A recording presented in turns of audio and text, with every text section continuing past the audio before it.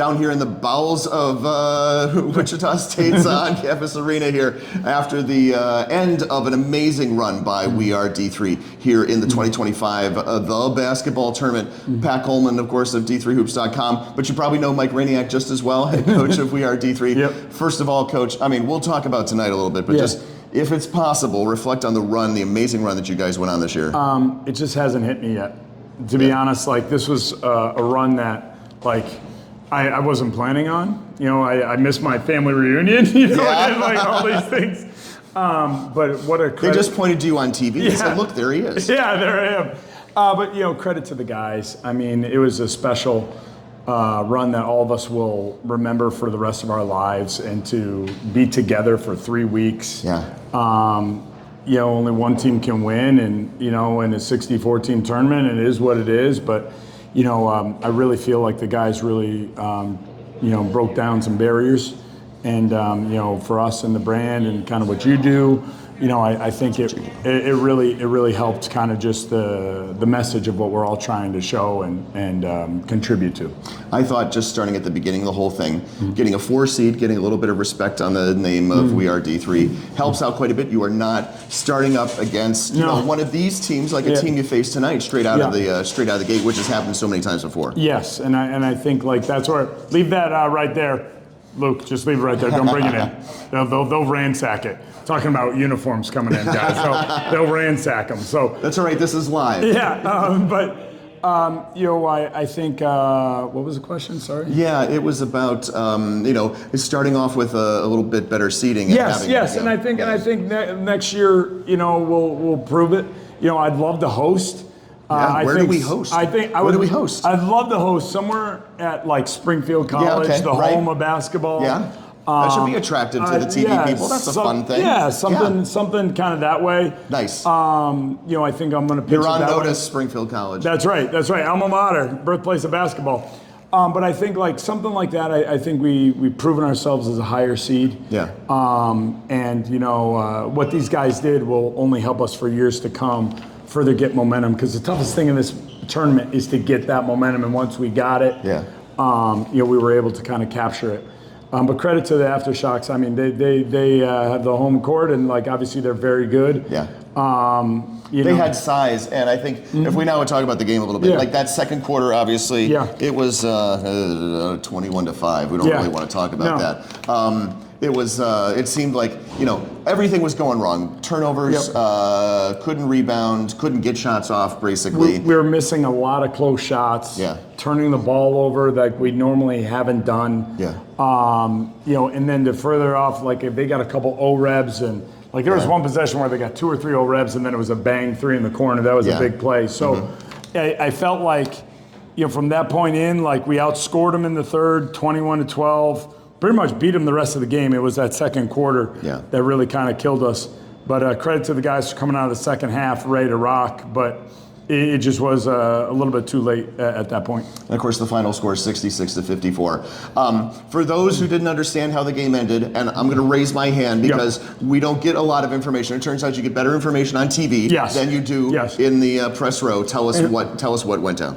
Yeah, you know, you're talking about Ewan? Yeah, no, I mean at the very last play. So I got you. So there was a shot where Marcus Keene was holding Ty Nichols on the shot. Yep. And then, you know, Ty threw up a shot, and then somehow the legs came in, and obviously, you know, tempers got a little bit heated. Right. But that's, you know, just normal competition, and, you know, it is what it is, and, you know, credit to Ty, you know, it's a flagrant, and then he's got to go.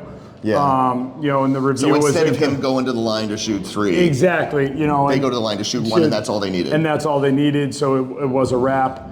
And the review was inconclusive because it has to be super conclusive for it to be. So it was what it was. But that wasn't, you know, it just was. I think the emotions of the entire game and the moment, and it takes a toll on you. It's 5th game in 2 weeks against really high level competition, and only higher as it goes on. And only higher as it goes on, and everybody's in the same thing, having momentum and things on those lines. So it was what it was, and you know, like I said, credit to Aftershocks. They played very physical. They took us out of some of our things that we were trying to do. I thought we made adjustments where we could, and right, wrong, or different, we just missed a lot of shots, and the turnovers kind of killed us. I'm thinking, we had 15 turnovers. We had more than 11, but really in that first half, I think we had 9, I want to say. I think it was 11, unfortunately. Yeah. Even worse. Sorry to say. Even worse. It was 11. And so, that's not where we want to be. Yeah.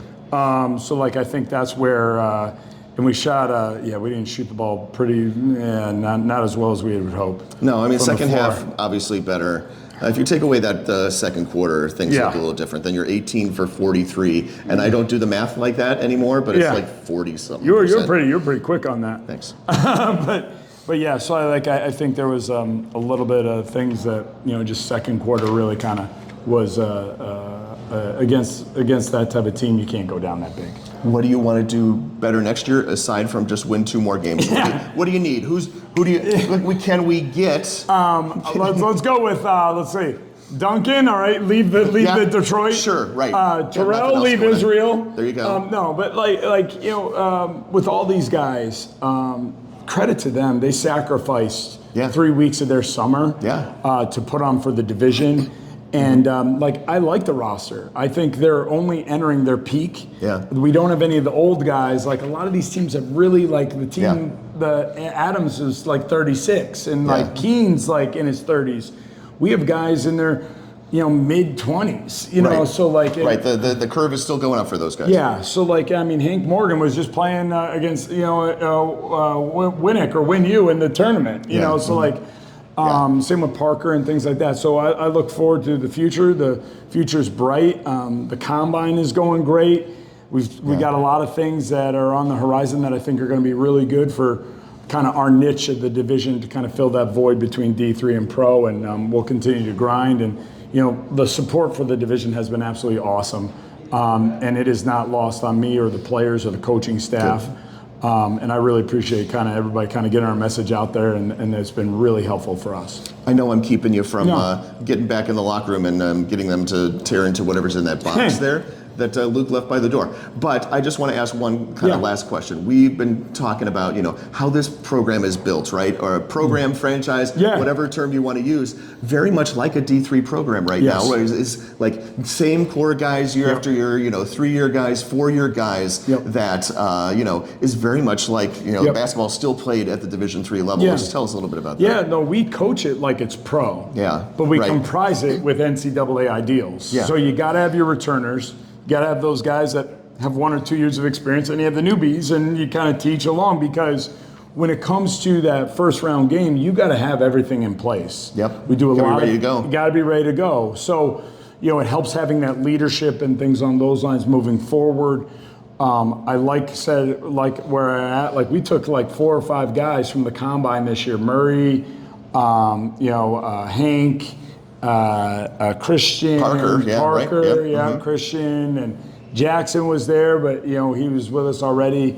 So we took these guys, from the combine, and it was very beneficial for us. And so I think the future's bright. I don't know kind of where this takes us. I'm going to take a week, and not for nothing. You can take a little time. We didn't win, but I'm still going to Disney World with my wife next week. So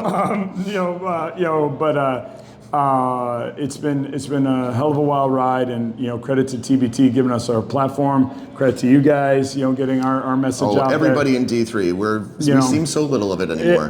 So it's been really fun, and that's what makes it special for sure. Mike Rejniak, head coach of We Are D3. They won 4 games in the tournament this year, got to the national semifinals. I said national semifinals. Same. I get all the way to international. Exactly. TBT semifinals. Thanks for listening. Take care.